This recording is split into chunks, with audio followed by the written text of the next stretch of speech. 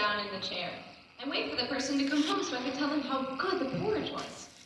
I wanted her to give the recipe to my mommy so she could make it for me. My mom already makes good porridge, but it doesn't taste as good as Mama Bear's.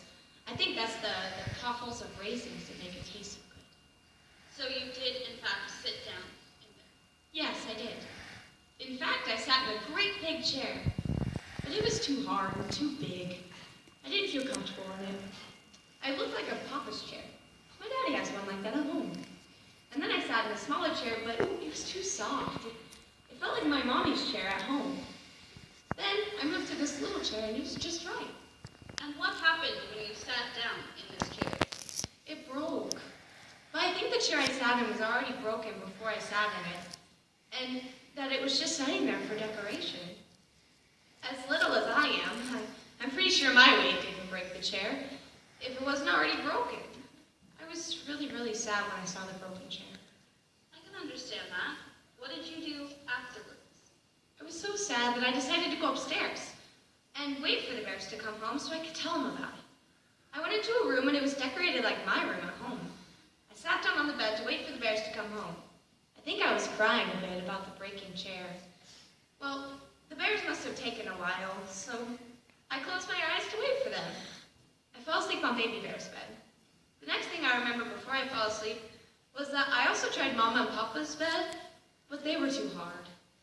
I guess I messed up their beds a little bit too.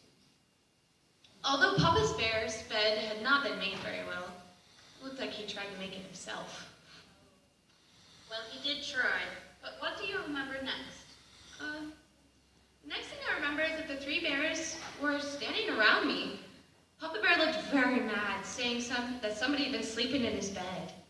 And then Mama's bear said the same thing. I was so frightened that I just got up and ran out the door to my mom.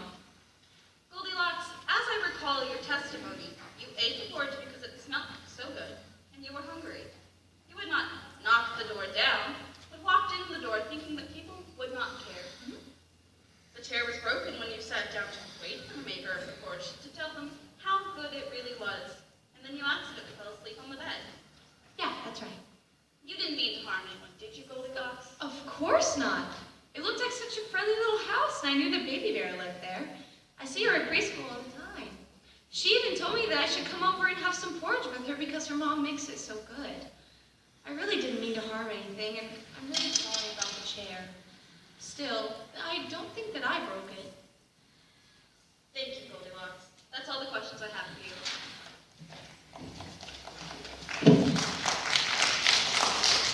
Next, I will call Miss Knox to the stand.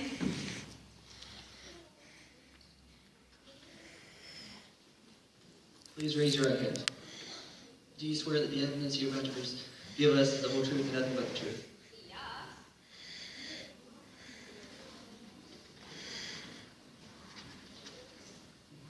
Good afternoon. Please state your name for the court. My name is Curly Locks. Where do you live, Miss Knox? I live at 2010 Griffin Lane. And you are the mother of Goldilocks, right? Yes, I am. She's my little girl. What kind of little girl is Goldilocks? Goldilocks essentially is a good little girl. She's mischievous like most little girls, but she tries to do the right thing. I mean, sometimes she forgets. I do have one trouble with her. She likes to wander the forest picking flowers. She tells me that she likes looking at bunnies and deer. Yeah. Anyway, most of the time I try to go with her, but on that particular month, I was getting ready for a Crime Stoppers meeting. So you say Goldie is essentially a good girl. Does she say please? I have taught her to say, oh wait, yeah, most of the time. Does she say thank you? I have taught her to say thank you, and her teacher at school has taught her to say thank you. She remembers most of the time to say thank you, but like most little girls, sometimes she forgets. Okay. Does she help you with the dishes?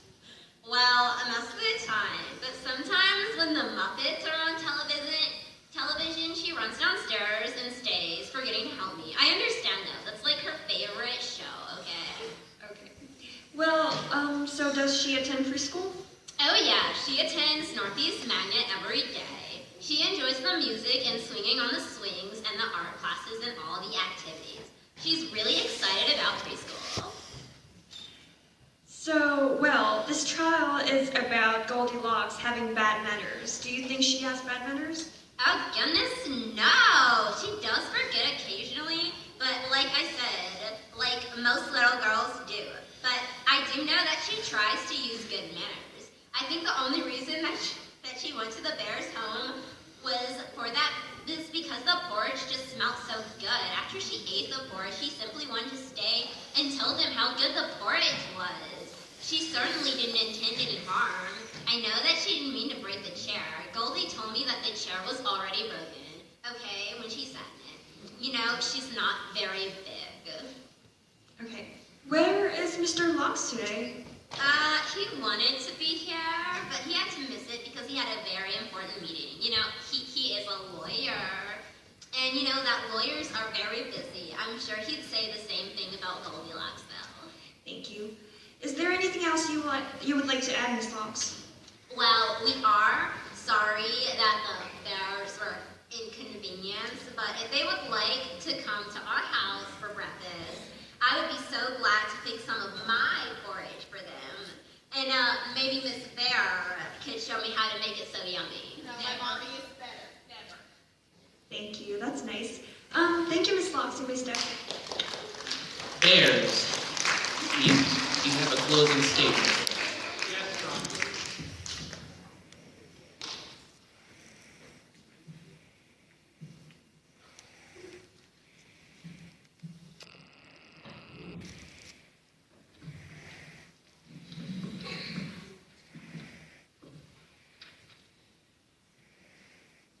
Ladies and gentlemen of the jury, we have shown that Goldilocks, without being invited, walked into the bear's home and ate baby bear's porridge, broke her chair, and slept in baby bear's bed.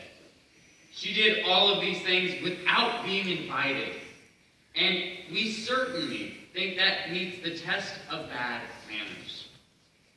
Even though Goldilocks knew better, that is no excuse. I'm sure that you, the jury, agrees that one who displays good manners does not do such things. Thank you. Goldilocks, do you have a closing statement?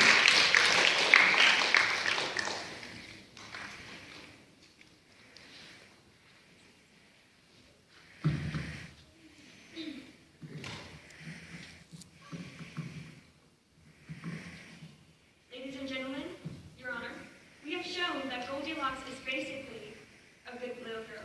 She said that she meant no harm into going into their home and that the door was wide open since the baby bear forgot to cook.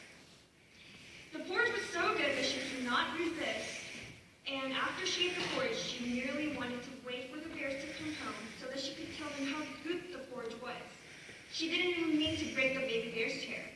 In fact, there was no evidence against her that proved that she even broke the chair. I think the chair was broken when she sat again.